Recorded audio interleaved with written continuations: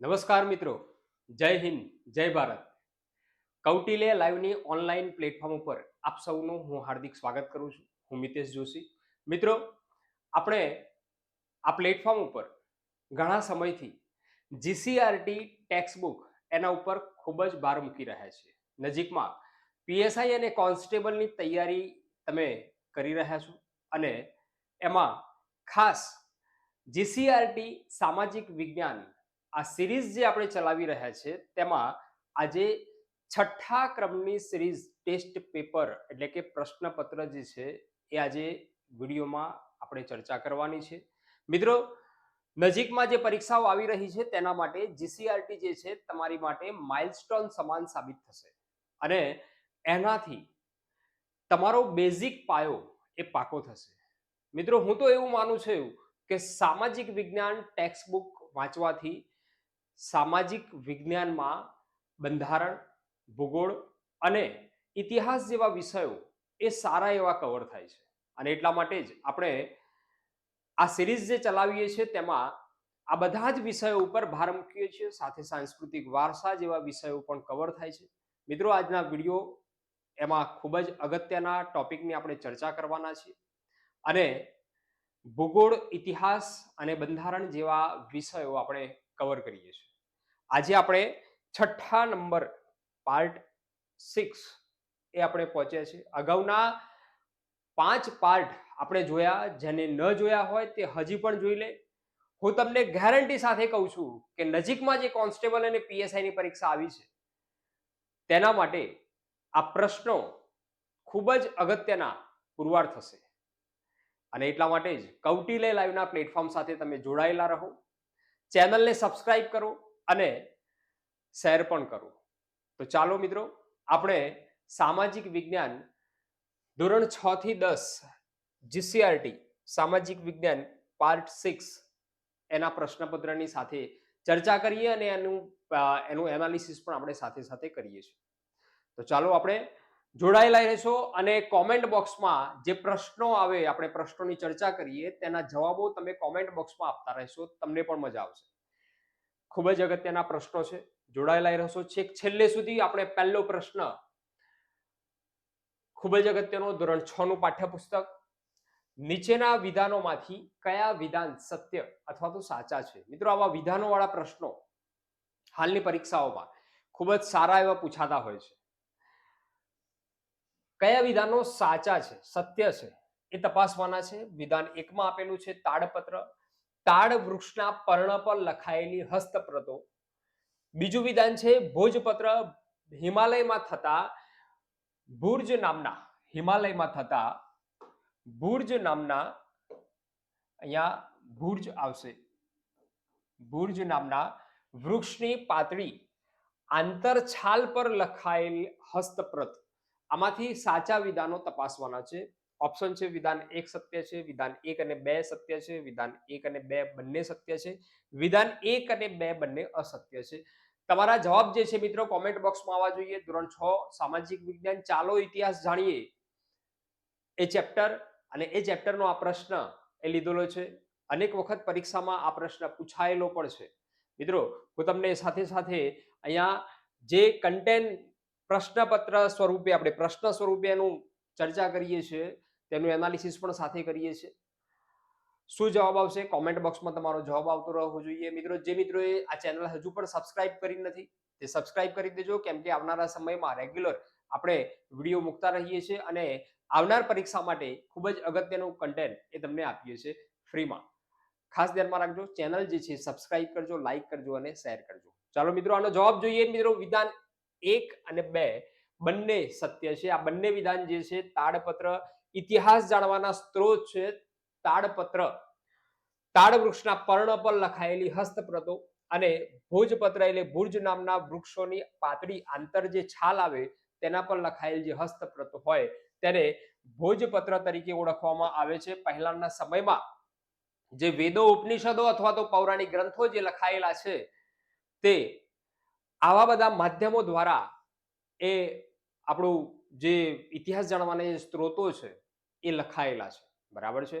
એટલે વેદો, ઉપનિષદો, બ્રાહ્મણ ગ્રંથો છે, આ બધા જે ગ્રંથો છે એ આ માધ્યમ દ્વારા લખાયેલા આપણને જોવા મળે છે. જોઈએ નેક્સ્ટ ક્વેશ્ચન. નીચેના વિધાનો તપાસો. ભારતમાં 2 ટાપુ સમુદ્ર આવેલા છે. વિધાન 2 છે બંગાળ ઉપસાગરમાં દક્ષિણ પૂર્વ અંદમાન નિકોબાર તેમજ અરબ સાગરમાં લક્ષદ્વીપ ટાપુ આવેલા છે. આ બંનેમાંથી શું સાચું છે એ જોવાના છે. માત્ર 1 સત્ય છે, બી માં છે માત્ર 2 સત્ય છે, સી ઓપ્શન છે માત્ર 1 અને 2 બંને સત્ય છે અને ડી ઓપ્શનમાં છે 1 અને 2 બંને અસત્ય છે. ખૂબ જ અગત્યનો પ્રશ્ન છે. ધોરણ 6 નું જ પાઠ્યપુસ્તક છે અને એનો આ પ્રશ્ન છે. ભારતમાં 2 ટાપુ સમુદ્ર આવેલા છે તો હા આવેલા છે, સાચું છે આ. બીજું છે બંગાળ ઉપસાગરમાં દક્ષિણ પૂર્વ અંદમાન નિકોબાર તેમજ અરબ સાગરમાં લક્ષદ્વીપ ટાપુ એ આવેલા છે તો હા આ પણ સાચું છે. બરાબર. આનો જવાબ શું આવશે મિત્રો? 1 અને 2 બંને વિધાનો સત્ય છે. 1 અને 2 બંને વિધાનો સત્ય છે. મિત્રો કોમેન્ટ બોક્સમાં તમારે એક જવાબ આપવાનો છે. હું તમને એક પ્રશ્ન કરું છું. અંદમાન નિકોબાર એની રાજધાની કઈ છે? મુખ્ય શહેર રાજધાની જે છે કઈ છે? અને લક્ષદ્વીપ એની રાજધાની કઈ છે? આ બંનેની રાજધાની જે છે કઈ છે? કોમેન્ટ બોક્સમાં તમારે જવાબ આપવાનો છે. અંદમાન નિકોબાર એની રાજધાની કઈ છે અને લક્ષદ્વીપ એની રાજધાની કઈ છે? મિત્રો લક્ષદ્વીપ જે છે અરબ સાગરમાં કેરળ રાજ્યને અડીને આવેલું છે અને અહીંયા બંગાળના ઉપસાગરમાં એ અંદમાન નિકોબાર દ્વીપ સમૂહ જે છે એ આવેલા છે, જે ભારતનો એક ભાગ છે. કેન્દ્ર શાસિત પ્રદેશ જે છે એ છે. બરાબર. કોમેન્ટ બોક્સમાં તમારો જવાબ જે છે એ આવો જોઈએ નેક્સ્ટ ક્વેશ્ચન. યોગ્ય જોડકા જોડો. કયા જોડકા છે? એક બાજુ જંગલોના પ્રકારો આપેલા છે અને વૃક્ષો આપેલા છે. ખૂબ જ અગત્યના પ્રશ્નો મિત્રો. પ્રશ્નો કન્ટેન્ટ જે છે એ તમે બધા જ કન્ટેન્ટ વાંચો છો, પરંતુ એ કન્ટેન્ટમાંથી પ્રશ્નો કેવા લેવલના પૂછાય છે એ જરૂરી છે પરીક્ષા પાસ કરવા માટે. એટલે અત્યારે હાલની પરીક્ષાઓનો જે ટ્રેન્ડ ચાલી રહ્યો છે તેમાં આવા પ્રશ્નો જોડકા સ્વરૂપે પૂછાતા હોય છે અને એક લેવલના, એટલે કે ભલે એ પરીક્ષા કોન્સ્ટેબલ પીએસઆઈ ની હોય પરંતુ જીપીએસસી ક્લાસ 1 લેવલના પ્રશ્નોને આપણે ટચ કરવા પડે તો નીચેની લેવલની એક્ઝામ જે છે એનું કન્ટેન્ટ એનું કવર કરી શકીએ. મિત્રો ધ્યાનમાં રાખજો, ઉષ્ણકટિબંધીય પાનખર જંગલો, ઉષ્ણકટિબંધીય વરસાદી જંગલો, સૂકા ઝાંખરવાળા જંગલો અને પર્વતીય જંગલો, આ બાજુ એના વૃક્ષો આપેલા છે. કયા જંગલોમાં, કયા પ્રકારના જંગલોમાં કેવા પ્રકારના વૃક્ષો થાય છે એ તમારે શોધવાનું છે. અહીંયા 4 ઓપ્શન જે છે આપેલા છે. શું આવશે આનો જવાબ? ધોરણ 6 નું જ પાઠ્યપુસ્તક છે. જીઓગ્રાફી ભૂગોળ જે છે એ કોન્સ્ટેબલ અને પીએસઆઈ બંનેમાં અભ્યાસક્રમમાં આપેલું છે. સીસીઈમાં પણ ભૂગોળમાં અગત્યના ટોપિક્સ એ આ કન્ટેન્ટને લગતા એ આપેલા છે. તમને બધાને ખબર છે, પણ એમાંથી કેવી પદ્ધતિથી એ પ્રશ્નો પૂછાય છે એ અગત્યનું છે. બરાબર. મિત્રો આનો જવાબ જોઈએ આપણે તો બી ઓપ્શન એનો જવાબ આવશે. શું આવશે? એમાં 1 એટલે કે પાનખર ઉષ્ણકટિબંધીય પાનખર જંગલો, બી માં 3 ઉષ્ણકટિબંધીય વરસાદીય જંગલો, રોઝવુડ નેતર, અને સી જે છે એમાં 2 આવશે, થોર ખેર અને બાવળ સૂકા ઝાંખરવાળા જંગલો, અને ડી ઓપ્શન જે વધ્યું એમાં આવશે ચીડ પાઇન દેવદાર. પર્વતીય જંગલો, આ જંગલોમાં વૃક્ષો જે છે એ પર્વતીય વિસ્તારોમાં જે વૃક્ષો થતા હોય શંકુ આકારે ઊંચા હોય, સોટી આકારે. બરાબર છે. એની ટોચ જે છે એ શંકુ આકારે હોય, અણીદાર હોય. ચીડ પાઇન છે અને દેવદાર છે. સૂકા ઝાંખરવાળા જંગલો, ત્યાં વરસાદનું પ્રમાણ ખૂબ જ ઓછું હોય. બરાબર છે. અને થોર ખેર બાવળ કાંટાવાળા વૃક્ષો જે છે એ વધારે થતા હોય છે, કેમ કે વરસાદનું પ્રમાણ નહિવત હોય છે એટલા માટે. ઉષ્ણકટિબંધીય જંગલો છે થોર ખેર બાવળ, એ ઉષ્ણકટિબંધીય જંગલો કહેવાય. બરાબર. મોટાભાગે ગુજરાતના કેટલાક પ્રદેશોમાં આ જંગલો જે છે જોવા મળે છે. ઉષ્ણકટિબંધીય પાનખર જંગલો, આ જંગલો જે છે મોટાભાગે જંગલો જે છે ખુલ્લા હોય છે, કેમ કે પાનખર ઋતુમાં એના પર્ણો જે છે મોટાભાગે ખરી પડે છે. એટલા માટે આ પાનખર જંગલો છે. સાગ સાલ અને મહુડો એ પાનખર જંગલોના વૃક્ષો છે.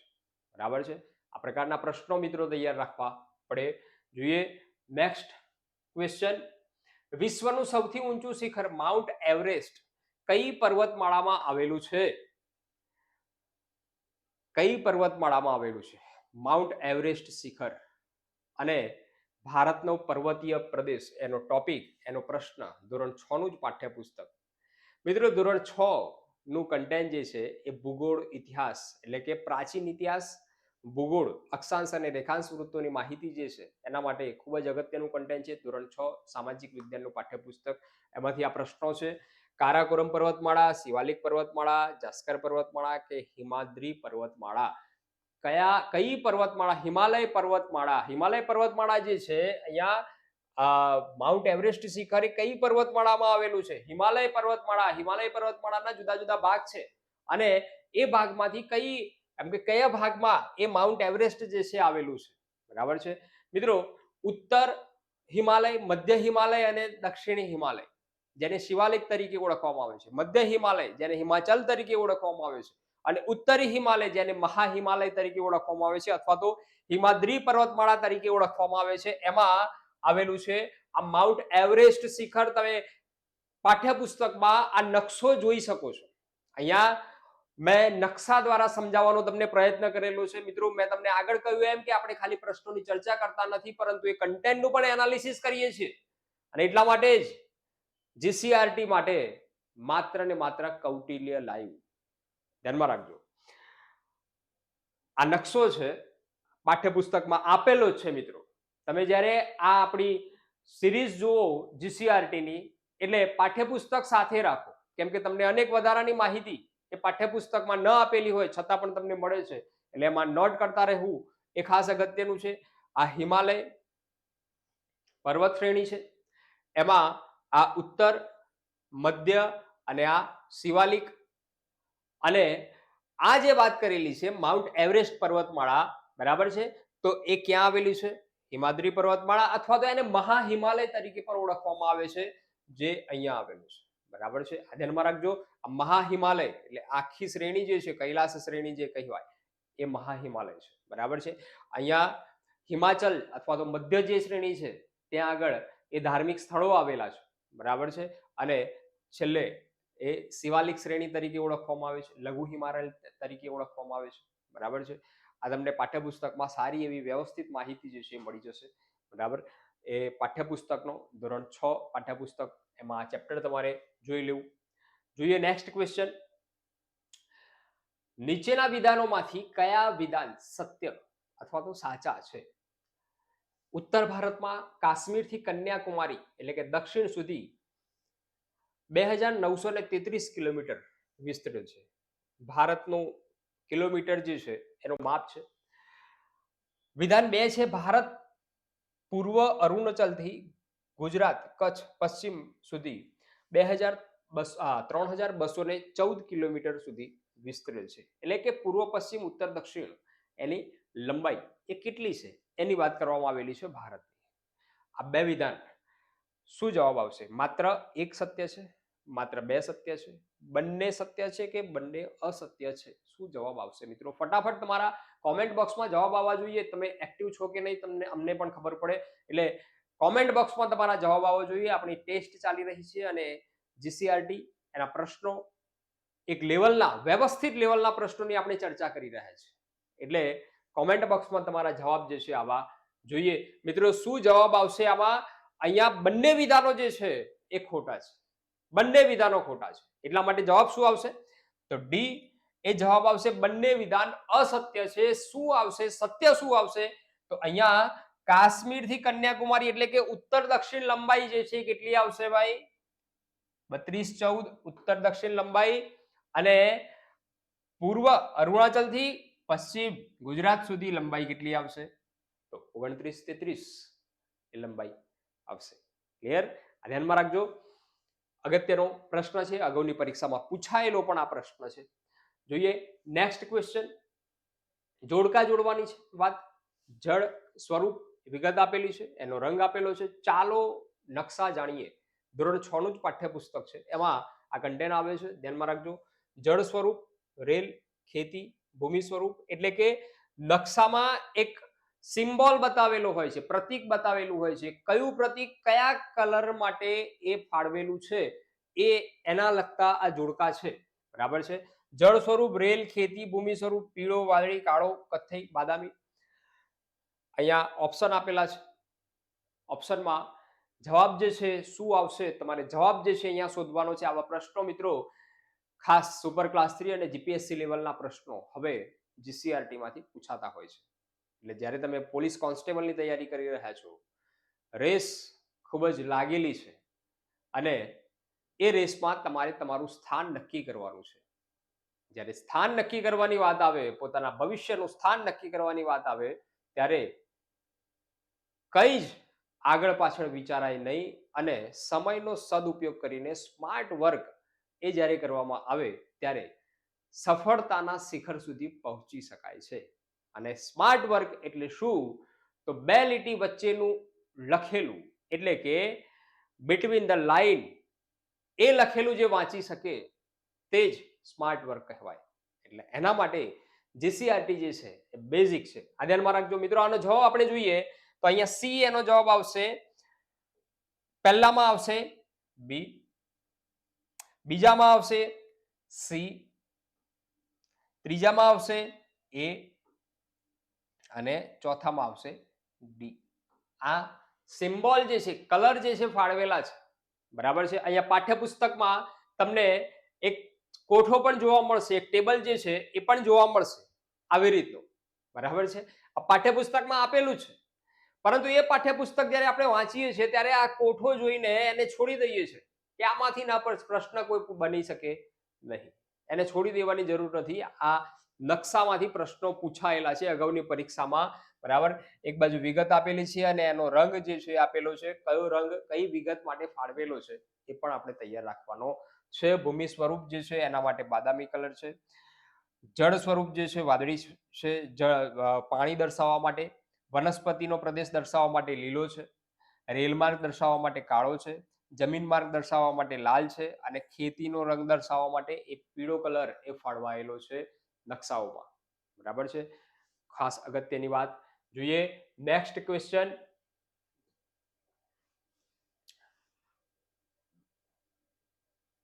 નીચેના વિધાનો તપાસો. અહીંયા વિધાનો તપાસવાના છે. વિધાન 1, ભારત દેશ પૃથ્વી પર ઉત્તર પશ્ચિમ ગોળાર્ધમાં આવેલો છે. વિધાન 2 છે, ભારત એશિયા ખંડમાં પશ્ચિમ ભાગમાં આવેલો છે. તમને અહીંયા નકશો પણ આપેલો છે. આ નકશો જે છે પાઠ્યપુસ્તકમાં આપેલો જ છે. એના આધારે આ ઓપ્શન છે.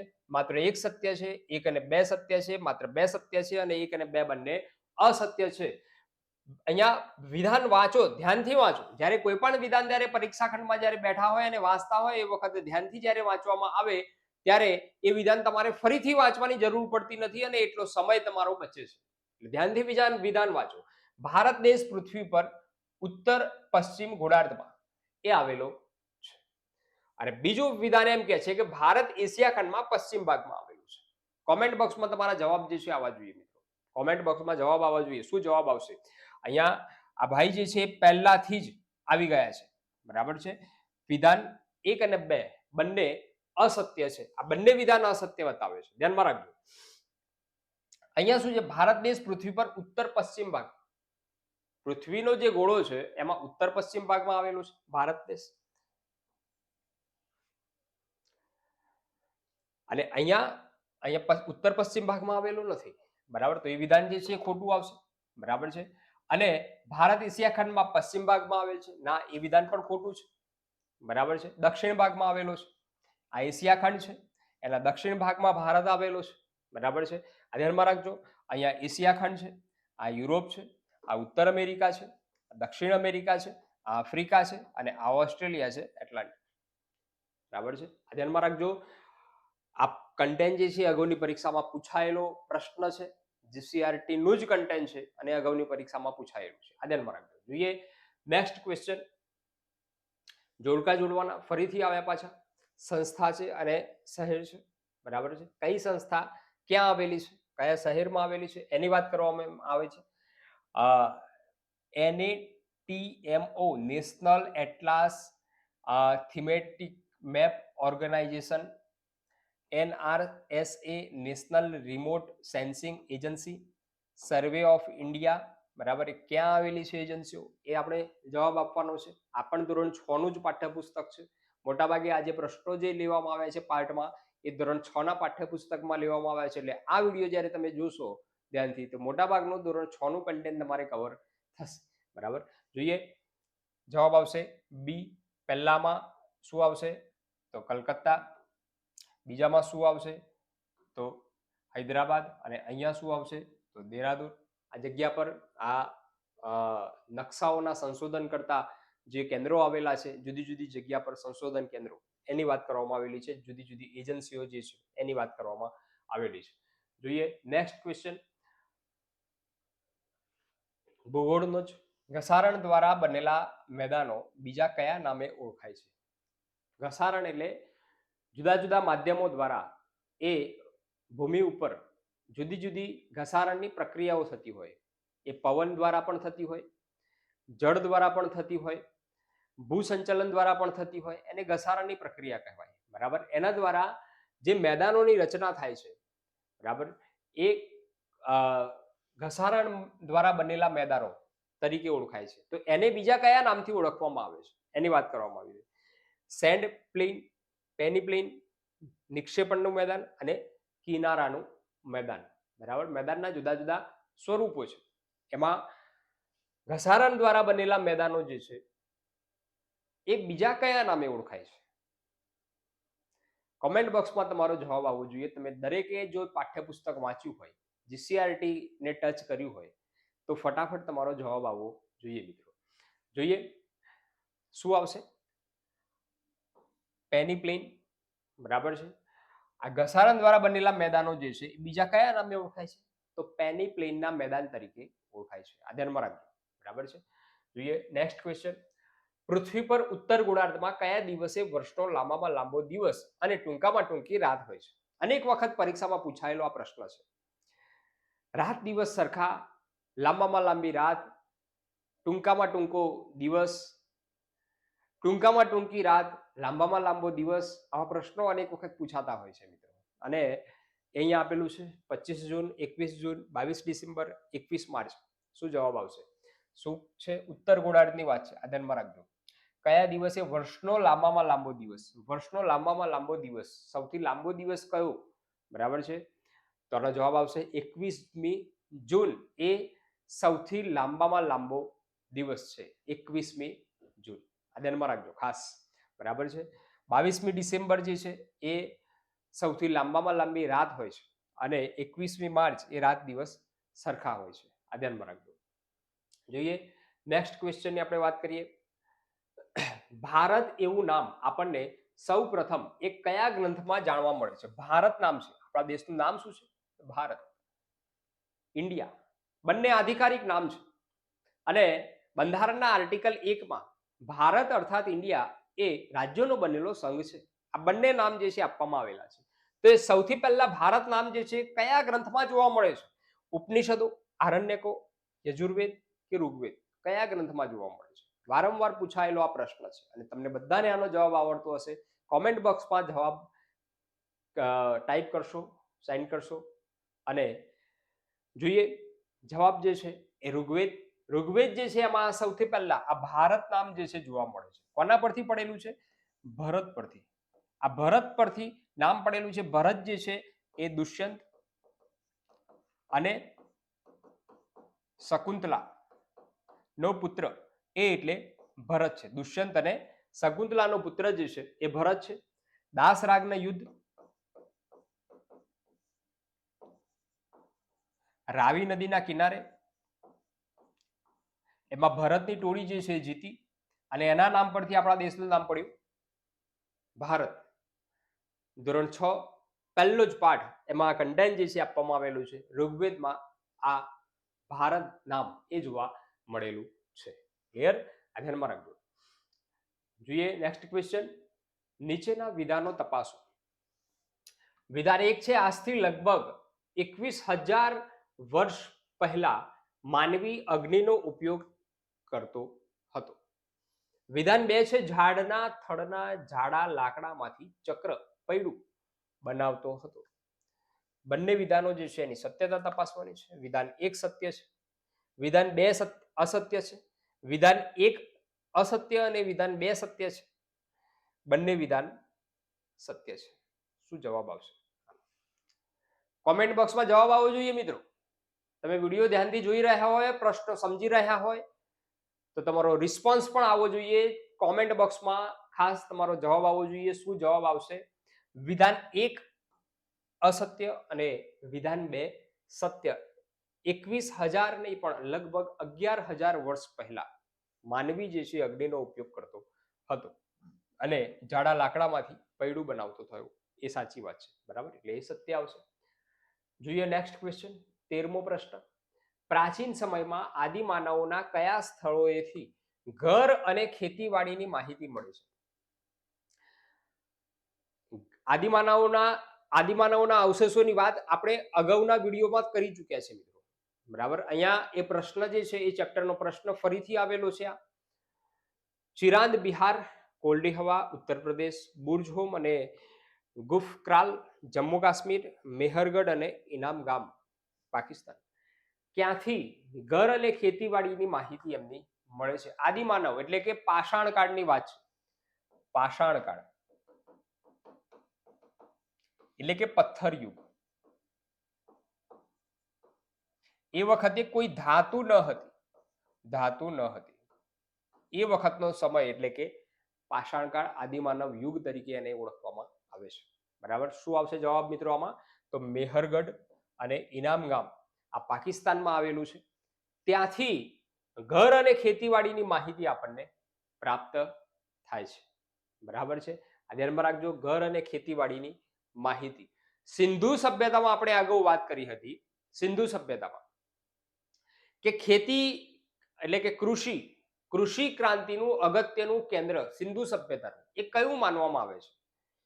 કૃષિ ક્રાંતિનું હડપ્પીય સભ્યતામાં કૃષિ ક્રાંતિનું અગત્યનું કેન્દ્ર. આ પ્રશ્નનો જવાબ કોમેન્ટ બોક્સમાં દરેકે આપવાનો છે મિત્રો. હડપ્પીય સભ્યતાનું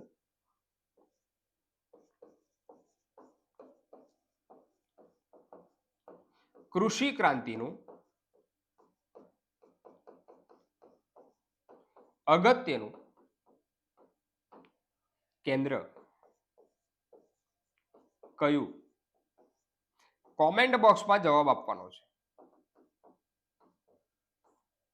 ધ્યાનમાં રાખજો, દરેક વિદ્યાર્થી મિત્રો આનો જવાબ કોમેન્ટ બોક્સમાં આપે. આપણે અગાઉના વિડીયોમાં આની ચર્ચા કરી ચૂક્યા છે મિત્રો.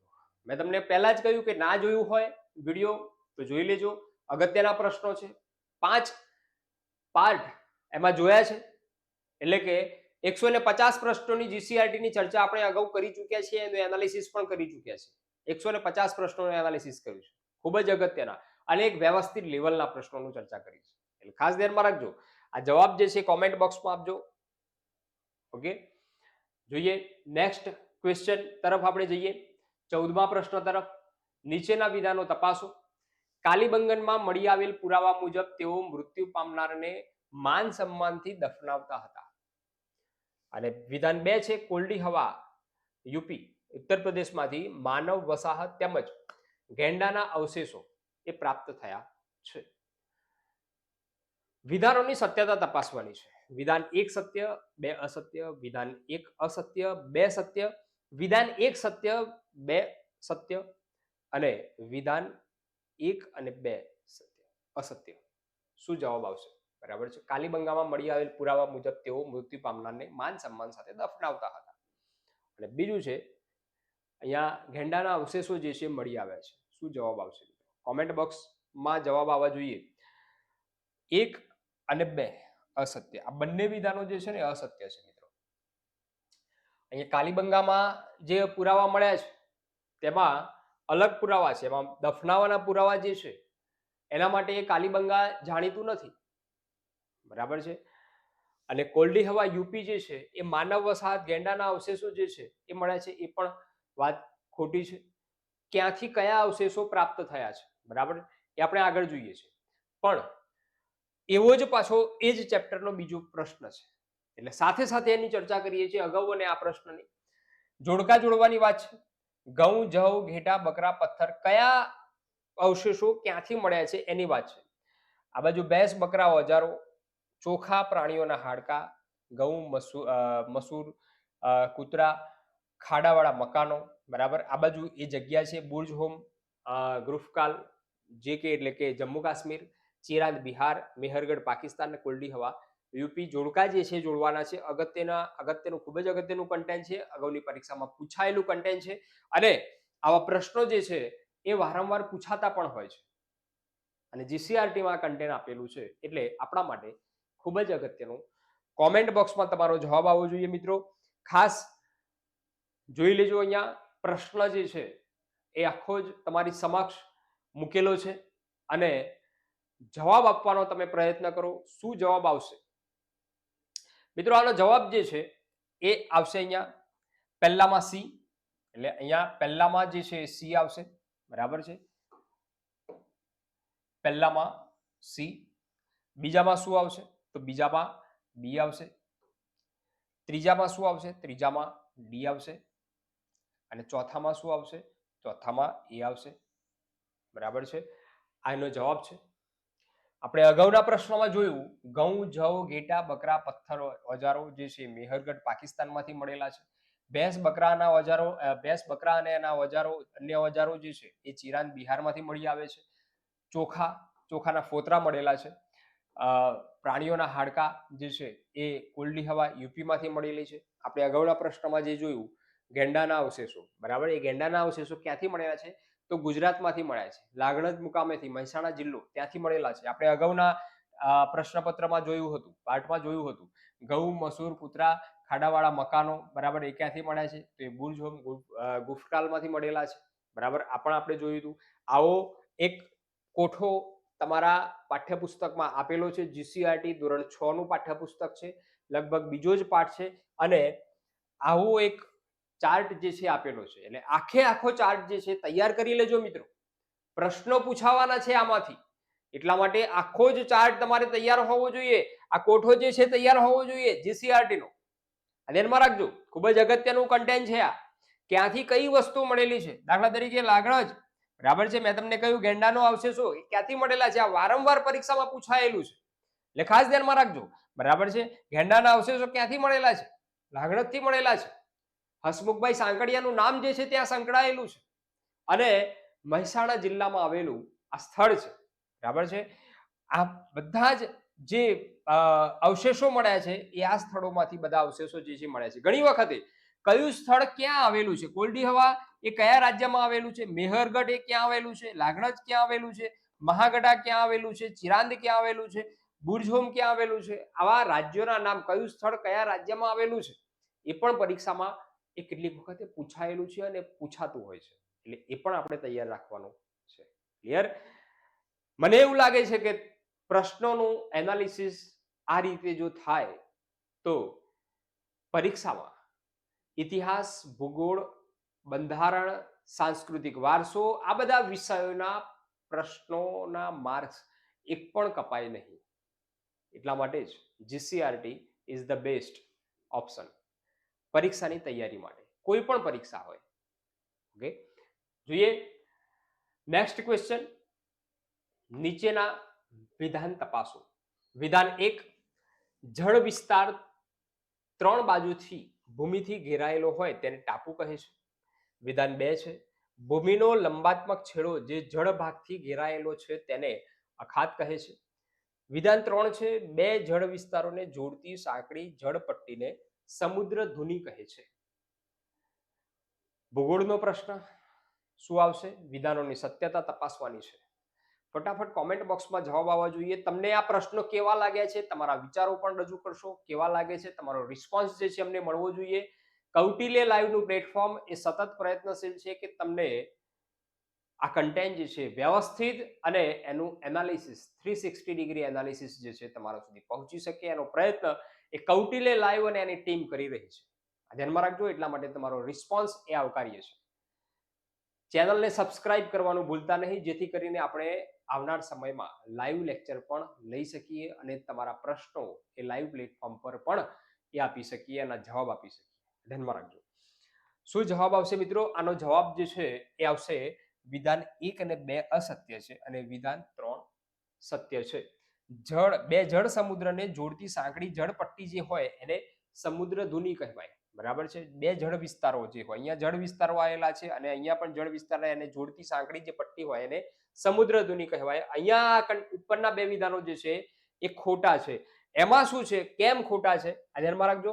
ખોટા જે છે કેમ છે, તો અહીંયા પાઠ્યપુસ્તકમાં તમે જોશો તો ખ્યાલ આવશે તમને.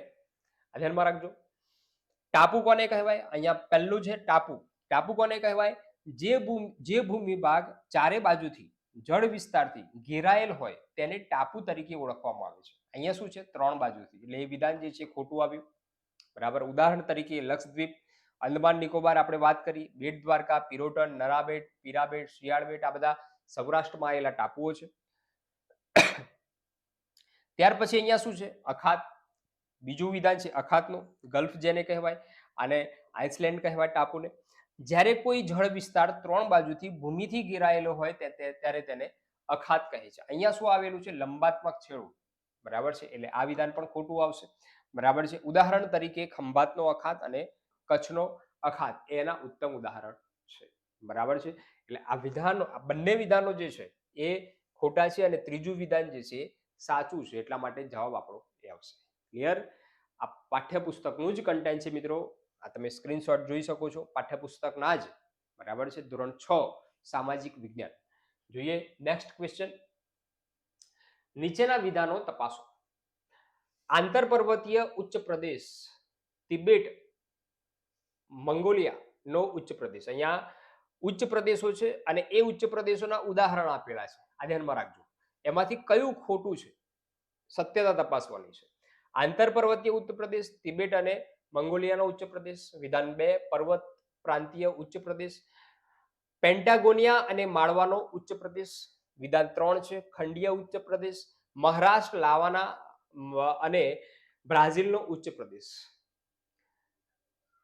સત્યતા તપાસવાની છે. વિધાન 1 અને 2 સત્ય, વિધાન 1 અને 3 સત્ય, વિધાન 1 અને 3 સત્ય અને વિધાન 1, 2 અને 3 અસત્ય. બરાબર છે. અહીંયા ઉચ્ચ પ્રદેશના ઉદાહરણ છે, ઉચ્ચ પ્રદેશના નામ આપેલા છે અને સામે એના ઉદાહરણ આપેલા છે. કયું વિધાન એ ખોટું છે અથવા સાચું છે સત્યતા તપાસવાની છે. અહીંયા જવાબના આધારે ખાસ ધોરણ 6 નું જ પાઠ્યપુસ્તક છે, ભૂગોળનું અગત્યનું કન્ટેન્ટ છે. આ ધ્યાનમાં રાખજો. આનો જવાબ આવશે વિધાન 1, 2 અને 3 એ સત્ય છે. આ 3 વિધાન જે છે એ સત્ય આવશે. આ 3 વિધાન જે છે એ આના જ ઉદાહરણો છે. આ ધ્યાનમાં રાખજો. જોઈએ નેક્સ્ટ ક્વેશ્ચન. જોડકા જોડવાના છે. ઘેડ પર્વત, ખંડ પર્વત, જ્વાળામુખી પર્વત અને અવશિષ્ટ પર્વત. એક બાજુ પર્વતના પ્રકાર છે અને એના સામે ઉદાહરણ આપેલા છે. બરાબર. એની સામે જોડકા જોડવાના છે. કયું પર્વત કયા પર્વતનું ઉદાહરણ, કયા પર્વત સ્વરૂપનું ઉદાહરણ છે આ ધ્યાનમાં રાખજો. ઘેડ પર્વત, ખંડ પર્વત, જ્વાળામુખી, અવશિષ્ટ. અહીંયા નીલગિરી સાતપુડા ભારત, કોટેપેક્સી ઇટાલી, બેરન અને બેરન જે છે અંદમાન, અરવલ્લી, નીલગિરી ભારત, હિમાલય, રોકીઝ, એન્ડીઝ એ અમેરિકા. જોડકા જોડવાના છે મિત્રો. બરાબર છે. આ જે છે એ પર્વતીય સ્વરૂપના ઉદાહરણો છે. પર્વતીય સ્વરૂપના અહીંયા ઉદાહરણ આપેલા છે. કયો પર્વત કયું પર્વતીય સ્વરૂપ ધરાવે છે. આના અગાઉની પરીક્ષામાં પ્રશ્નો પૂછાયેલા છે અને તમારા પાઠ્યપુસ્તકમાં આપેલા છે. જીસીઆરટીના જ પાઠ્યપુસ્તકમાં ખૂબ જ સરળ શબ્દોમાં વ્યવસ્થિત રીતે ધોરણ 6 ના બાળકને સમજાય એવી ભાષામાં આપેલા છે. એટલે આપણને તો સમજાય જ, કેમ ન સમજાય એવી ભાષામાં આપેલા છે. માત્ર આપણે મહેનત કરવાની છે, વર્ક કરવાનું છે, સ્માર્ટ વર્ક કરવાનું છે અને એને યાદ રાખવાનું છે. આ ધ્યાનમાં રાખજો. અને પ્રેક્ટિસ થશે આવી રીતે જોડકા સ્વરૂપે, પ્રશ્ન સ્વરૂપે એની પ્રેક્ટિસ કરવામાં આવશે તો મને એવું લાગે છે કે આના એક પણ માર્ક્સ કપાશે નહીં. જવાબ આપશો કોમેન્ટ બોક્સમાં. તમારા જવાબ જે છે એ આવકારીએ છીએ. કોમેન્ટ બોક્સમાં જવાબ આપશો. શું જવાબ આવશે મિત્રો? મિત્રો આનો જવાબ જે છે એ શું આવશે? જોઈએ જવાબ. આનો જવાબ જે છે એ આવશે બી. પહેલામાં 4, બીજામાં 1, ત્રીજામાં એટલે કે સી માં 2 અને ડી માં 3. બરાબર છે. આ ધ્યાનમાં રાખજો. ઘેડ પર્વત. હવે અહીંયા મેં તમને પાઠ્યપુસ્તકના ફોટા સાથે, એટલે કે એનું ઓરિજિનલ સ્વરૂપ જે છે એ શું છે એ પણ સમજાવવાનો આ સિરીઝમાં મેં પ્રયત્ન કર્યો છે. જોઈ લો ફરીથી. અહીંયા ખાસ ઘેડ પર્વત, ખંડ પર્વત, જ્વાળામુખી પર્વત, અવશિષ્ટ પર્વત આ તમારા પાઠ્યપુસ્તકમાં મિત્રો આપેલું જ છે. આ ધ્યાનમાં રાખજો. પણ એને સમજવાની જરૂર છે. ઘેડ પર્વત, આ ઘેડ પર્વતનું ઉદાહરણ છે. સમુદ્ર સપાટીથી મોટા ભાગે આ ધસારણની પ્રક્રિયાના કારણે આવા ઉલટા યુ આકારે આવા પર્વતીય સ્વરૂપ જે છે રચાતા હોય છે. બરાબર, એને ઘેડ પર્વત કહેવાય. દાખલા તરીકે હિમાલય, રોકીઝ, એન્ડીઝ આ બધા અમેરિકામાં આવેલા છે. હિમાલય જે છે ભારત, બરાબર છે. ખંડ પર્વત, તો આ ખંડ પર્વતનું ઉદાહરણ છે. કોઈ ભૂસંચલનના કારણે એ વચ્ચેનો ભાગ નીચે ધસી જાય છે અને બે ભાગ જે છે ઉપર રહી જાય છે, અને એ વખતે રચાતા જે પર્વતો છે એને ખંડ પર્વત કહેવાય. આવા ખંડ પડી જાય છે, બરાબર છે. આવા ખંડ પડી જાય છે. દાખલા તરીકે નીલગિરી, સાતપુડા એ ભારતમાં આવેલું છે, બરાબર છે. ત્યાર પછી જ્વાળામુખી પર્વત, જ્વાળામુખી પ્રસ્ફોટનની પ્રક્રિયાના કારણે લાવા આજુબાજુ જ્યારે પથરાય અને લાવા જ્યારે સ્થિર થાય એ વખતે આ જ્વાળામુખી પર્વતની રચના થતી હોય છે. દાખલા તરીકે કોટોપેક્સીનો જ્વાળામુખી છે ઇટાલી, બેરન જ્વાળામુખી અંદમાન નિકોબાર દ્વીપ સમૂહ જે આવેલા છે ભારતમાં એ, બરાબર છે. જો બેરનનું નામ યાદ હોય તો તમે તરત જ આ જ્વાળામુખી, બેરન છે જ્વાળામુખી છે, બરાબર, એટલે તમે તરત જ અહીંયા લાઈટ થાય કે જ્વાળામુખી હશે, બરાબર છે. એટલે ધ્યાનમાં રાખો ખાસ. કોઈક એક શબ્દ, કોઈક એક કન્ટેન્ટ તમને યાદ રહી ગયું તો સમજો કે જોડકું જે છે મોટા ભાગે સોલ્વ થઈ ગયું. જોડકા સ્વરૂપે જ્યારે પ્રશ્ન પૂછાય એ વખતે એનો ફાયદો એ હોય છે કે એક જોડકું આવડ્યું એટલે બધા જોડકા પાછળ આવડ્યા. પણ જો કે હંમેશા એવું બનતું નથી, બરાબર છે. હંમેશા એવું બનતું નથી, પણ મોટાભાગે એની શક્યતા જે છે વધારે હોય છે, બરાબર. અવશિષ્ટ પર્વત, બરાબર, આ અવશિષ્ટ પર્વતનું ઉદાહરણ છે, બરાબર છે. અરવલ્લી, નીલગિરીની પર્વતમાળાઓ જે છે એ ભારતમાં આવેલું છે, જે અવશિષ્ટ પર્વતનું ઉદાહરણ છે. આ ધ્યાનમાં રાખજો. અવશિષ્ટ પર્વત જે છે એ ઘસારણ બળોની પ્રવાહના કારણે એમાં ઘસારો જ્યારે લાગે ત્યારે આવા પર્વતો રચાતા હોય છે. એને અવશિષ્ટ પર્વત તરીકે ઓળખવામાં આવે છે. સૌથી જૂની પર્વતમાળા અરવલ્લીની પર્વતમાળા કહેવાય. આપણે અગાઉના ચેપ્ટર્સમાં આ જોયું હતું, બરાબર છે. એટલે અહીંયા પાઠ્યપુસ્તકમાં આ પર્વત સ્વરૂપ જે છે એના ઉદાહરણ આપેલા છે અને સામે એના જે સ્વરૂપો આપેલા છે એના સામે ઉદાહરણો આપેલા છે, બરાબર છે. એની સમજૂતી વ્યવસ્થિત સ્વરૂપે આપેલું છે. ચેપ્ટર જે છે એ ખાસ ધ્યાનથી જોઈ લેજો. જોઈએ નેક્સ્ટ ક્વેશ્ચન. નીચેના વિધાનોમાંથી કયું વિધાન સત્ય અથવા તો સાચા છે? બરાબર. વિધાન 1, સમુદ્ર સપાટીથી 800 મીટરથી વધુ ઊંચાઈ ધરાવતા શિખરો પર્વત કહે છે. અને વિધાન 2 જે છે એ પર્વતોના 4 પ્રકાર છે. શું વિધાન સાચા છે? કયા વિધાન સાચા છે તે તપાસવાનું છે, બરાબર છે. સમુદ્ર, કોઈ પણ જ્યારે ભૂ સ્વરૂપની ઊંચાઈ મપાય એ વખતે સમુદ્ર સપાટીથી ઊંચાઈ મપાતી હોય છે, બરાબર છે. સમુદ્ર સપાટીથી 300 ઉચ્ચ પ્રદેશ કહેવાય, 300 થી 600 ડુંગરાળ પ્રદેશ કહેવાય, 600 મીટર અથવા તો એનાથી વધારે હોય, બરાબર, એના શિખરની એવરેજ ઊંચાઈ માપવામાં આવે છે, તેને આપણે કહીએ છીએ, શું કહીએ છીએ તો પર્વત કહીએ છીએ, બરાબર છે. આ ધ્યાનમાં રાખજો. પર્વતોના 4 પ્રકાર છે. કયું વિધાન સત્ય છે? માત્ર એક સત્ય છે, એક અને બે સત્ય છે, માત્ર 2 સત્ય છે કે એક પણ નહીં? શું જવાબ આવશે મિત્રો? આનો જવાબ જે છે આવશે માત્ર 2 સત્ય છે. અહીંયા 800 ની જગ્યાએ આવશે 900, બરાબર. જીસીઆરટી પ્રમાણે 900 મીટરથી વધુ ઊંચાઈ ધરાવતા શિખરો જે હોય એને પર્વત કહેવાય. ધ્યાનમાં રાખજો. એટલા માટે એ ખોટું આવશે. જોઈએ નેક્સ્ટ ક્વેશ્ચન. નીચેના વિધાનો તપાસો.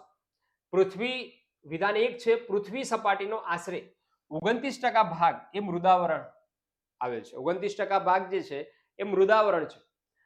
પૃથ્વી સપાટીનો 71% ભાગ જે છે એ જલાવરણ રૂપે છે. વિધાન 3 છે પૃથ્વીની આશરે પૃથ્વીની ચારે બાજુ વીંટળાઈને 800 થી 1000 કિલોમીટરની ઊંચાઈ સુધી વાયુના આવરણને વાતાવરણ તરીકે ઓળખવામાં આવે છે. વાયુ, જુદા જુદા વાયુઓનું આવરણ આવેલું છે, તેને વાતાવરણ કહેવાય. વિધાનો જે છે તપાસવાના છે, સત્યતા તપાસવાની છે. માત્ર 1 અને 2 સત્ય, બી ઓપ્શનમાં છે 2 અને 3 સત્ય, બધા જ વિધાનો સત્ય કે બધા જ વિધાનો અસત્ય? કોમેન્ટ બોક્સમાં મિત્રો જવાબ આવવા જોઈએ. તમારો રિસ્પોન્સ જે છે એ આવવો જોઈએ, અમને મળતો રહેવો જોઈએ. શું જવાબ આવશે આમાં? 3 વિધાનોની સત્યતા તપાસવાની છે. ત્રણે 3 વિધાન જે છે મિત્રો એ સાચા છે, સત્ય છે. બરાબર છે? ત્રણે 3 વિધાનો જે છે એ અહીંયા સત્ય છે. ક્લિયર? ધ્યાનમાં રાખજો. ઘણી વખત એની ટકાવારી જે છે, જલાવરણ કેટલું આવે છે, મૃદાવરણ જે છે એ કેટલો છે. બરાબર? આ પૂછાતું હોય છે, પરીક્ષામાં પૂછાયેલા પ્રશ્નો છે. જોઈએ નેક્સ્ટ ક્વેશ્ચન. નીચેના વિધાનો તપાસો. ફરીથી પાછો અગાઉના પ્રશ્નના જેવો પ્રશ્ન આવ્યો છે. વિધાનો છે 21 જૂન કર્કવૃત અને 22 ડિસેમ્બર મકરવૃત પર સૂર્યના કિરણો સીધા પડે છે. વિધાન 2 છે 21 માર્ચ 23 સપ્ટેમ્બર રાત દિવસ સરખા હોય છે. બરાબર? વિધાન 2 છે. સત્યતા તપાસવાની છે. 1 અને 2 સત્ય છે, માત્ર 2 સત્ય છે, માત્ર 1 સત્ય છે, બંને વિધાનો અસત્ય છે. શું જવાબ આવશે? આપણે હમણાં જ આ પ્રશ્ન જે છે જોઈ ચૂક્યા છે. હમણાં જ પ્રશ્ન જે છે જોઈ ચૂક્યા છે આપણે આવો. બરાબર છે? જોઈએ 1 અને 2 બંને સત્ય છે. 21 જૂન કર્કવૃત અને 22મી ડિસેમ્બર મકરવૃત. વિષુવવૃત્તથી ઉત્તર એ એટલે કર્કવૃત અને વિષુવવૃત્તથી દક્ષિણ એટલે કે મકરવૃત. બરાબર? હવે 21 જૂનને કર્કવૃત પર સૂર્યના કિરણો સીધા પડે એટલે 21મી જૂન એ લાંબામાં લાંબો દિવસ. એ આપણે અગાઉના પ્રશ્નપત્રમાં અગાઉના પ્રશ્નમાં જોયું. બરાબર છે? અને એ જ દિવસે 22 ડિસેમ્બર એ જ રીતે 22 ડિસેમ્બર જે છે એ દિવસે મકરવૃત એટલે કે વિષુવવૃત્તથી નીચે ત્યાં આગળ સૂર્યના કિરણો સીધા પડે છે એટલે ત્યાં આગળ સૌથી લાંબો દિવસ હોય છે. બરાબર? 21મી માર્ચ અને 23મી સપ્ટેમ્બર જે છે રાત દિવસ સરખા હોય. રાત અને દિવસ એ સરખા. કઈ તારીખ છે? 21 માર્ચ અને 23મી સપ્ટેમ્બર. એટલે આ બંને વિધાનો જે છે સાચા છે. જવાબ આપણો આવશે એ 1 અને 2 બંને સત્ય. આ જવાબ આપણો આવશે. ધ્યાનમાં રાખજો. જોઈએ નેક્સ્ટ. આંતરરાષ્ટ્રીય દિનાંતર રેખા કયા મહાસાગર પરથી પસાર થાય છે? ખૂબ જ અગત્યની વાત. આંતરરાષ્ટ્રીય દિનાંતર રેખા. આંતરરાષ્ટ્રીય દિનાંતર રેખા જે છે એ સમય સેટ કરવા માટે દરેક રાષ્ટ્ર એને આંતરરાષ્ટ્રીય દિનાંતર રેખાને ફોલો કરે છે. બરાબર છે? અને રાત અને દિવસ એ નક્કી થાય છે, સમય નક્કી થાય છે. બરાબર છે? આ ધ્યાનમાં રાખજો. એટલાન્ટિક મહાસાગર, હિન્દ મહાસાગર, આર્કટિક મહાસાગર કે પેસિફિક મહાસાગર. આંતરરાષ્ટ્રીય દિનાંતર રેખા કયા મહાસાગર પરથી પસાર થાય છે? હવે તમને મહાસાગરનું લોકેશન ખબર હોવી જોઈએ મિત્રો, તો જ તમે આનો જવાબ આપી શકશો. બાકી જવાબ આપી શકાય નહીં. બરાબર છે? વિશ્વનો, ભારતનો, ગુજરાતનો નકશો જે છે તમને મોટો મોટો ખબર હોવી જોઈએ. જો આ નકશા ખબર હશે તો મને એવું લાગે છે કે પરીક્ષામાં 4-5 પ્રશ્નોના જવાબ તો તમે એમને એમ આપી દેશો. નકશા ખબર હશે તો એક ગેસ કરીને. પણ ગેસ જે કરવાનું હોય, અટકણે જે જવાબ આપવાના હોય, અંધારામાં તીર મારવાનું હોય તો એની માટે પણ હોશિયારી જોઈએ. એમને એમ અંધારામાં તીર મરાય નહીં. આ ધ્યાનમાં રાખજો. ગેસ કરીને જ્યારે ઉત્તર આપવાના હોય ત્યારે આપણે આજુબાજુનું થોડુંક જ્ઞાન હોય, કન્ટેન્ટ આપણને તૈયાર હોય, નકશા તૈયાર હોય તો આપણે એનો જવાબ આપી શકીએ છીએ. બરાબર? એટલે ધ્યાનમાં રાખજો. આમાં શું આવશે? તો પેસિફિક મહાસાગર. પેસિફિક મહાસાગર પરથી પસાર થાય છે. ધ્યાનમાં રાખજો. આ વિશ્વનો નકશો પેસિફિક મહાસાગર પરથી આંતરરાષ્ટ્રીય દિનાંતર રેખા જે છે એ પસાર થાય છે. પેસિફિક મહાસાગર છે. આંતરરાષ્ટ્રીય દિનાંતર રેખા આવી રીતે વળાંકવાળી છે, સળંગ છે નહીં. કેમ કે વચ્ચે ટાપુ પ્રદેશો આવતા હોય. બરાબર છે? તો એના માટે એ વળાંક વાળી એ આંતરરાષ્ટ્રીય દિનાંતર રેખા આપેલી છે. કાલ્પનિક રેખા છે. વિશ્વએ નક્કી કરેલી એક સ્થાન છે આંતરરાષ્ટ્રીય દિનાંતર રેખાનું, જે પેસિફિક મહાસાગર પરથી પસાર થાય છે. ક્લિયર? ખાસ અગત્યની વાત. જોઈએ પૃથ્વી ઉપર કોઈ પણ સ્થળના અક્ષાંશ અને રેખાંશ જાણવા માટે શેનો ઉપયોગ થાય છે? અક્ષાંશ અને રેખાંશ એનો મતલબ શું થયો? અક્ષાંશ અને રેખાંશનું સ્થાન જાણવા માટે. અક્ષાંશ અને રેખાંશ જાણવા મીન્સ કે સ્થાન જાણવા માટે. સ્થાન જાણવા માટે શેનો ઉપયોગ થાય? અક્ષાંશ રેખાંશનો. એટલે એના માટે શેનો ઉપયોગ કરવામાં આવે છે? બરાબર છે? ઓપ્શન આપેલા છે. Research satellite system RSS, navigation satellite system NSS, GPS એટલે કે ગ્લોબલ પોઝિશનિંગ સિસ્ટમ અને PSS એટલે કે પોઝિશનિંગ સેટેલાઇટ સિસ્ટમ. શું જવાબ આવશે? ખૂબ જ સરળ પ્રશ્ન છે. આપણે બધા જ આ મોબાઈલમાં એ હવે આ યુઝ કરીએ છીએ જીપીએસ. જીપીએસ યુઝ કરીએ છીએ, બરાબર છે. એટલે કોઈ પણ સ્થળ જે છે એના અક્ષાંશ જાણવા માટે, સ્થાન જાણવા માટે શેનો ઉપયોગ થાય? તો જીપીએસ ગ્લોબલ પોઝિશનિંગ સિસ્ટમ. ખૂબ જ સરળ પ્રશ્ન છે. જોઈએ નેક્સ્ટ ક્વેશ્ચન. નીચેના વિધાનો તપાસો. પૃથ્વી પર અક્ષાંશ વૃત્તની સંખ્યા 360 છે. પૃથ્વી પર રેખાંશ વૃત્તની સંખ્યા 181 છે. પૃથ્વીની સપાટી પર મધ્યમાં દોરેલી આડી રેખાને વિષુવવૃત્ત કહે છે. શું જવાબ આવશે? ખૂબ જ સરળ પ્રશ્ન છે. ખૂબ જ સરળ પ્રશ્ન. વિધાન 1, 2, 3 અસત્ય. વિધાન 1, 2 અસત્ય અને 3 સત્ય. વિધાન 2 અને 3 સત્ય અને બધા જ વિધાનો સત્ય. ખૂબ જ સરળ છે. આનો જવાબ દરેક કોમેન્ટ બોક્સમાં દરેક જવાબ આપશે. કોમેન્ટ બોક્સમાં તમારો જવાબ આવવો જોઈએ મિત્રો. શું જવાબ આવશે?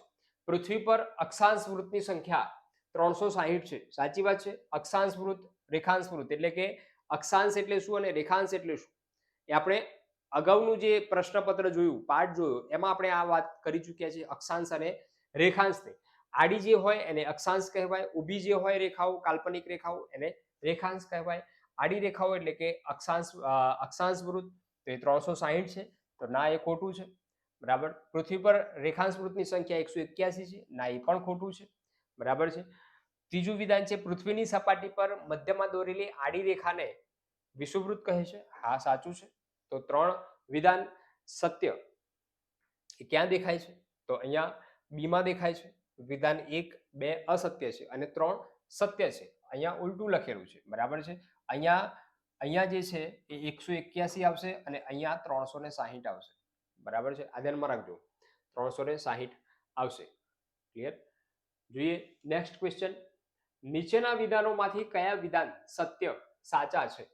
વિધાન 1, પૃથ્વી સપાટી પર આવેલી કાલ્પનિક આડી રેખાઓને રેખાંશ કહે છે.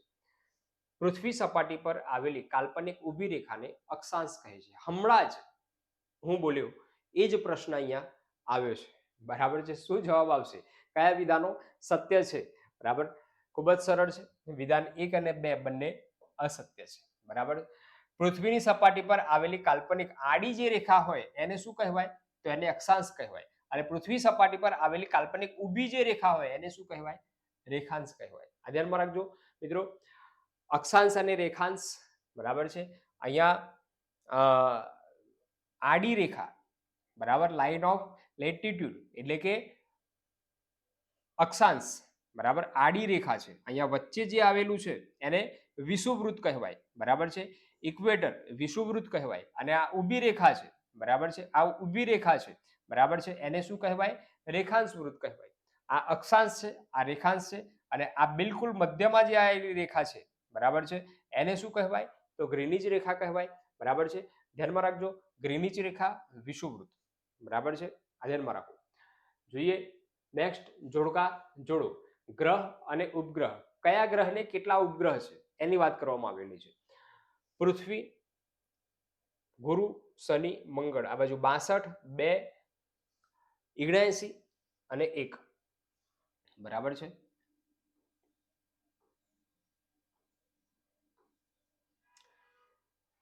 ક્રમ આપેલા છે, કન્ફ્યુઝન ન થવાય એટલા માટે રાઉન્ડ કર્યું મેં. પૃથ્વી, ગુરુ, શનિ, મંગળ, 62, 2, 79 અને 1. જોડકા જોડવાના છે તમારે, બરાબર. શું જવાબ આવશે મિત્રો? કયા ગ્રહને કેટલા ઉપગ્રહ આવેલા છે? ધોરણ 6 નું જ આ કન્ટેન્ટ છે.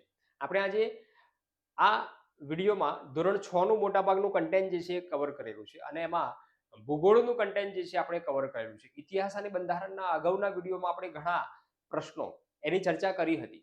એટલે આજે આપણે આ વિડીયોમાં માત્ર ભૂગોળ ઉપર વધારે ભાર મૂકેલો છે. આ ધ્યાનમાં રાખજો. જોઈએ નેક્સ્ટ ક્વેશ્ચન.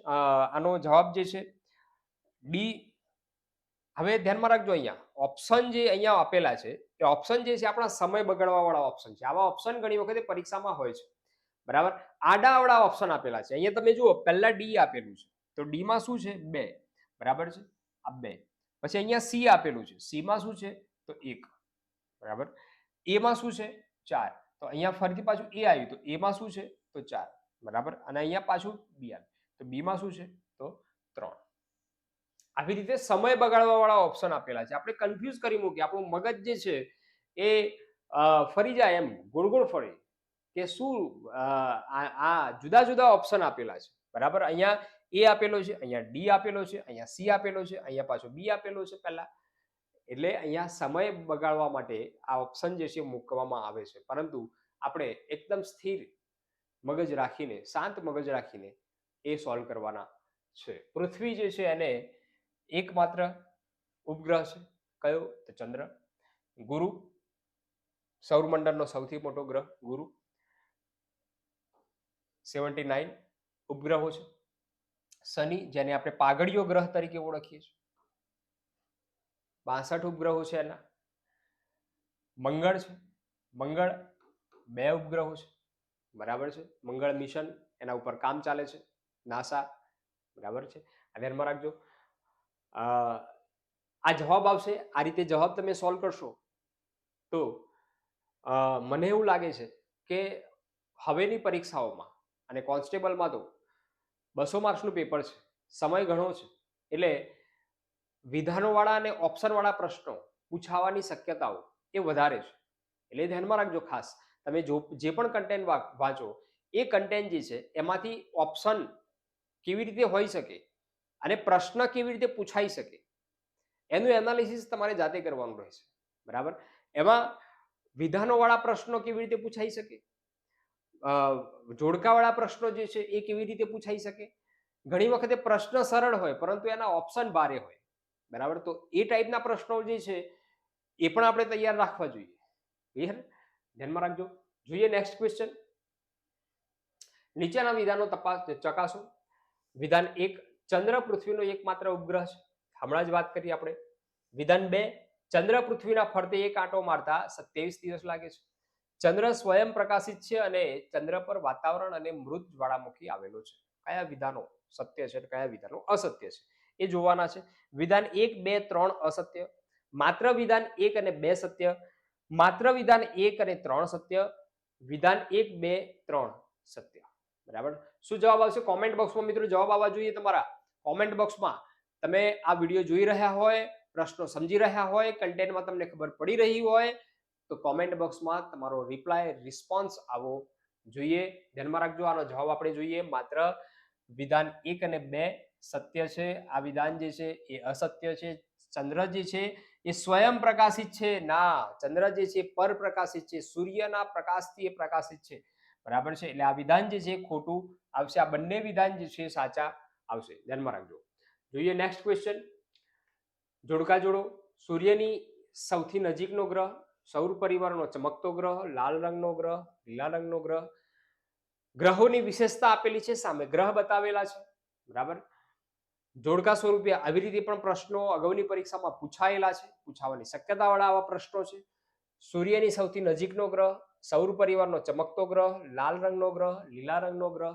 શું આવશે? મંગળ, શુક્ર, નેપચ્યુન અને બુધ ની વાત કરવામાં આવેલી છે. મિત્રો જોઈએ આનો જવાબ જે છે આવશે એમાં 4, તો અહીંયા બુધ. બીમાં 2, સૌર પરિવારનો ચમકતો ગ્રહ શુક્ર. સીમાં 3, નેપચ્યુન લાલ રંગનો ગ્રહ. અને સીમાં 1 છે, સીમાં મંગળ લાલ રંગનો ગ્રહ છે અને ડીમાં 3 છે, નેપચ્યુન એટલે લીલા રંગનો ગ્રહ છે, બરાબર છે. મંગળ જે છે લાલ રંગનો ગ્રહ છે. સૂર્યની સૌથી નજીકનો ગ્રહ જે છે બુધ છે. આ ધ્યાનમાં રાખજો. આપણો સૌર પરિવાર, અહીંયા પાઠ્યપુસ્તકમાં તમને આવું એક ચિત્ર જે છે, આવું એક ફોટોગ્રાફ જે છે જોવા મળશે અને એનાથી તમે સમજી શકો કે આ ક્રમ છે. બુધ, શુક્ર, પૃથ્વી, મંગળ, ગુરુ, શનિ, યુરેનસ, નેપચ્યુન, બરાબર. આવી રીતે આપણો આ સૌર પરિવાર છે અને આ સૌર પરિવારમાંથી ઘણા એવા પ્રશ્નો જે છે પરીક્ષામાં પૂછાતા હોય છે, બરાબર છે. એટલે ધ્યાનમાં રાખજો. આવી રીતનો આ પાઠ્યપુસ્તકમાં આ ફોટોગ્રાફ જે છે આપેલો છે. ક્લિયર? જોઈએ નેક્સ્ટ ક્વેશ્ચન.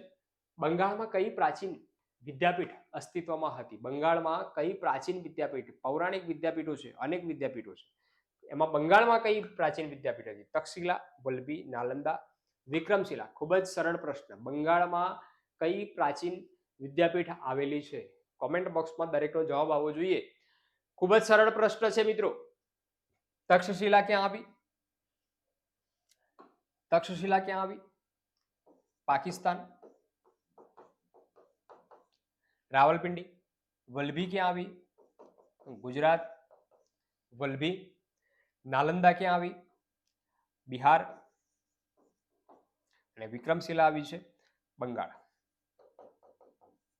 બરાબર, જવાબ શું આવશે? વિક્રમશિલા, બંગાળ. બરાબર, એનો જવાબ આવશે. જોઈએ નેક્સ્ટ ક્વેશ્ચન. નીચેના વિધાનો તપાસો. બૌદ્ધ અને જૈન સાધુઓ જ્યાં પૂજા અર્ચના કરતા તે ગુફાઓ વિહાર કહેતા. તેને વિહાર કહેવાય છે. પૂજા અર્ચના કરવાની જગ્યા બૌદ્ધ અને જૈન સાધુઓની. વિધાન 2 છે બૌદ્ધ અને જૈન સાધુઓ જ્યાં આરામ કરતા તેને ચૈત્યો કહેતા. આરામ કરતા રહેતા તેને ચૈત્યો કહેતા. આની સત્યતા તપાસવાની છે. વિધાન 1 સત્ય, માત્ર વિધાન 2 સત્ય, માત્ર વિધાન 1 સત્ય. સી છે 1 અને 2 બંને સત્ય અને ડી છે 1 અને 2 બંને અસત્ય. શું જવાબ આવશે મિત્રો? ખાસ કોમેન્ટ બોક્સમાં જવાબ આવવો જોઈએ. ખૂબ જ અગત્યનો પ્રશ્ન છે. શું જવાબ આવશે? બૌદ્ધ સાધુઓ જ્યાં પૂજા અર્ચના કરતા તે ગુફાઓને વિહાર કહેવાય? ના ભાઈ, આ વિધાન ખોટું છે. ત્યારે વિહાર ન કહેવાય, તેને ચૈત્ય કહેવાય. ચૈત્ય કહેવાય અથવા સ્તૂપ કહેવાય. સ્તૂપ અથવા ચૈત્ય. અનેક સ્તૂપ આવેલા છે. દાખલા તરીકે સાંચીનો સ્તૂપ મધ્યપ્રદેશમાં. બરાબર છે. વિધાન 2 બુદ્ધ અને જૈન સાધુઓ જે આરામ કરતા તેને ચૈત્ય કહેવાય? ના, એને વિહાર કહેવાય. વિહાર કહેવાય. ડુંગરો કોતરીને બનાવેલી એક જગ્યા ગુફા જેવી એને કહેવાય વિહાર, કે ત્યાં આગળ બૌદ્ધ સાધુઓ જે છે ત્યાં આગળ રહી શકે, આરામ કરી શકે. બરાબર છે. પહેલાના રાજાઓએ અનેક બૌદ્ધ વિહારો જે છે બનાવેલા છે. અનેક બૌદ્ધ વિહારો બનાવેલા છે. ધ્યાનમાં રાખજો. એટલે આવી જગ્યા જે છે ત્યાં આગળ બૌદ્ધ અને જૈન સાધુઓ રહેતા અને આરામ કરતા હતા. ક્લિયર મિત્રો? આપણે આ જીસીઆરટીના જે પ્રશ્નો જોયા એ જીસીઆરટીના પ્રશ્નો, એનું કન્ટેન્ટ એ પરીક્ષા માટે એ ખૂબ જ અગત્યનું છે. અને તમે આ કન્ટેન્ટ પરથી સમજી શકો છો કે ધોરણ 6 નું હતું, ધોરણ 6 નું પાઠ્યપુસ્તકનું આ કન્ટેન્ટ હતું અને એમાંથી જ મેં આ પ્રશ્નો લીધેલા છે. અને આ જ પ્રશ્નો અગાઉની પરીક્ષામાં પૂછાયેલા પણ છે. એટલે ધોરણ 6 નું પાઠ્યપુસ્તક પણ આપણી પરીક્ષા માટે ખૂબ જ અગત્યનું છે અને એને ક્યારેય ઇગ્નોર કરી શકાય નહીં. સ્માર્ટ વર્ક અને મહેનત આ બંનેનો સુમેળ થશે તો જ આપણને સફળતા પ્રાપ્ત થશે. અને એના માટે કૌટિલ્ય લાઈવનું પ્લેટફોર્મ આપની સાથે એ જોડાયેલું છે. આપણે દરરોજ કંઈક અગત્યનું કન્ટેન્ટ, નવું કન્ટેન્ટ એ આપતું રહેલું છે અને તમે બધા જ એ કન્ટેન્ટ જોતા રહેજો, શેર કરતા રહેજો અને આ ચેનલને સબસ્ક્રાઇબ કરતા રહેજો, જેથી કરીને આવનારા સમયમાં તમારા સુધી વિડીયો જે છે એ પહોંચી શકે, મેસેજ પહોંચી શકે. એટલા માટે આ ચેનલને સબસ્ક્રાઇબ કરવી એ ખૂબ જ જરૂરી છે. ધ્યાન રાખજો. સબસ્ક્રાઇબ, લાઈક અને શેર. ફરીથી મળશું એક નવા પ્રશ્નો સાથે, નવા જ કન્ટેન્ટ સાથે જીસીઆરટીના. ત્યાં સુધી નમસ્કાર, જય હિન્દ.